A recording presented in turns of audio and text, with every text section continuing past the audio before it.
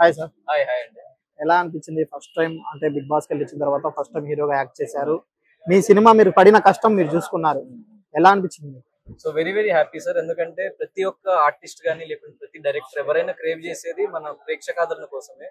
అది మాకు విపరీతంగా లభిస్తుంది కామన్ పీపుల్ నుంచి, జనం నుంచి. సో ఫ్యామిలీస్ కానీ లేకపోతే లైక్ చిన్నపిల్లలు లేకుంటే యూత్ ఎవ్రీవన్ అంటే మాస్ పీపుల్ కానీ క్లాస్ పీపుల్ కానీ లైక్ ఎనీ వన్ అంటే ఒక డబ్బు అనే ప్రాబ్లం కానీ లేకుంటే లైఫ్ లో మనకి మిడిల్ క్లాస్ అనే ప్రాబ్లం కానీ అంటే సో అవన్నీ అందరికి కనెక్ట్ అయ్యే పాయింట్స్ కాబట్టి అందరికి నచ్చి వాళ్ళు అంత జెన్యున్ గా వాళ్ళు అంటే ఇక్కడ కొంతమంది ఏమన్నారంటే రివ్యూస్ అడిగేటప్పుడు గౌతమ్ హీరో కదా అంటే గౌతమ్ హీరో కాదు అన్నది పక్కన పెట్టేస్తే ఈ సినిమాకి కంటెంట్ అన్నది అంత బాగుంది. సో నేను ఫస్ట్ నుంచి అందుకే అదే చెప్పింది, I'm not the hero of this film, content is the hero of this film. So content నచ్చిన రోజు డెఫినెట్లీ నేను నచ్చుతా, దాంట్లో నేను ఒక పార్ట్ మాత్రమే. సో గౌతమ్ కృష్ణ అనేవాడు ఆ కంటెంట్ లో ఒక పార్ట్ మాత్రమే. సో సోలో బాయ్ అనేది వాడి స్టోరీ అయినా కూడా మిగతా క్యారెక్టర్స్ కానీ everyone they stood out. So నా ఒక్కడి ఎక్సలెన్స్ కాదు, ప్రతి ఒక్క ఆర్టిస్ట్ అంత ఎక్సలెంట్ గా పర్ఫార్మ్ చేశారు. అంత ఎక్స్ట్రాడినరీ మ్యూజిక్ ఉంది, అంత ఎక్స్ట్రాడినరీ విజువల్స్ ఉన్నాయి, అంత ఎక్స్ట్రాడినరీ ప్యాషన్ పెట్టి మేము అందరం వర్క్ చేసాం కాబట్టి ఇంత అద్భుతంగా వచ్చింది.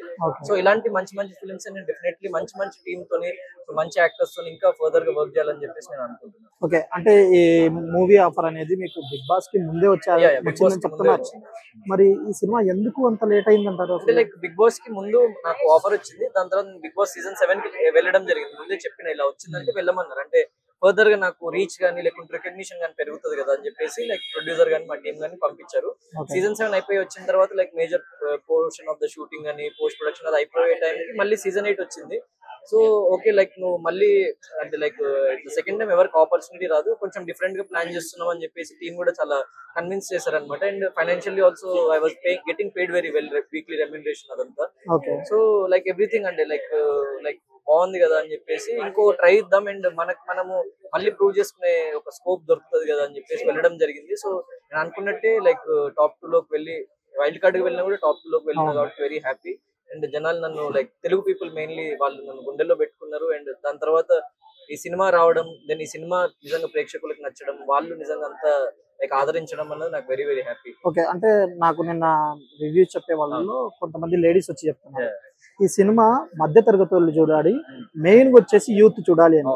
ఎందుకు మీ సినిమా యూత్ ఎందుకు చూడాలి, మధ్య తరగతి వాళ్ళు ఎందుకు చూడాలి అసలు? ఎందుకంటే ఇప్పుడు అంటే చాలా మందికి ఇప్పుడు లైఫ్ లో మనము మధ్య తరగతి వాళ్ళు కానీ యంగ్స్టర్స్ కానీ ఏదైనా ఫెయిల్యూర్ వచ్చినా ఏదైనా వచ్చినా తీసుకోలేరు, అంటే వాళ్ళు అక్కడే ఆగిపోతారు అనమాట. అంటే ఇంకా ఫర్దర్ గా వాళ్ళకి ఏం చేయాలో తెలియదు.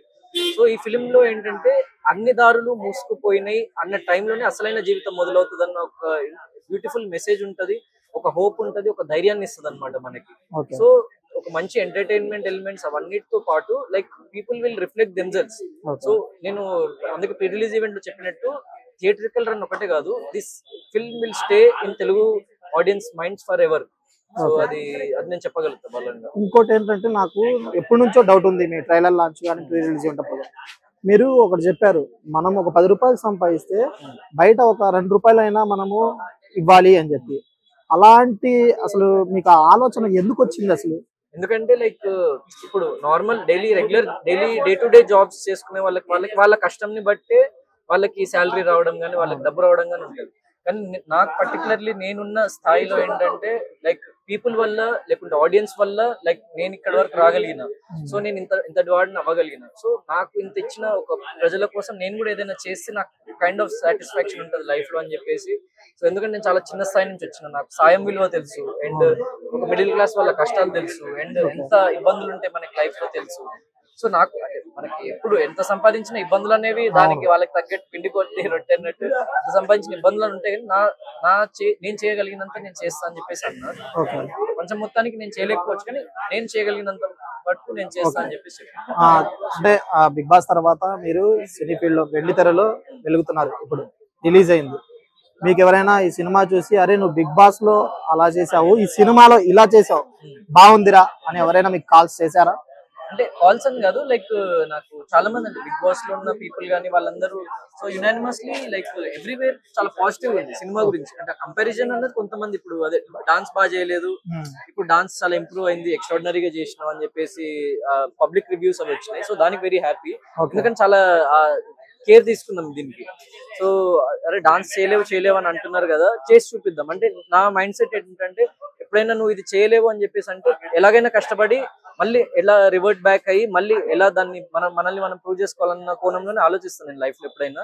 సో దాంట్లో నేను అది ప్రూవ్ చేసుకోగలిగినా కాబట్టి I'm very happy for that. Final గా థియేటర్స్ కి మీ సినిమా చూడటానికి ఎందుకు రావాలి అని చెప్తే ఏం చెప్తారు?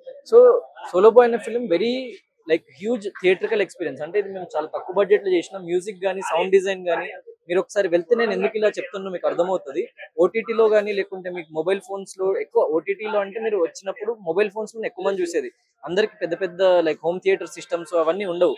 సో మీరు థియేటర్ లో చూసినప్పుడు ఆ మ్యూజిక్ గానీ అదంతా like you will feel that extraordinary high. So మీకు ఆ హై పీక్ మూమెంట్స్ ఉంటాయి అనమాట ఫిల్మ్ లో. అది ఓన్లీ థియేటర్ లో చూసినప్పుడే ఆ ఫీలింగ్ వస్తుంది. సో ఫోన్ లో చూసినప్పుడు ఓకే మీకు సినిమా నచ్చొచ్చు అదంతా, కానీ ఆ ఎక్స్పీరియన్స్ అన్నది మిస్ అవుతారు మీరు. ఒక సోలో బాయ్ ఏదైతే ఎక్స్పీరియన్స్ మీకు ఇస్తుందో అది మిస్ అవుతారు. ఓకే.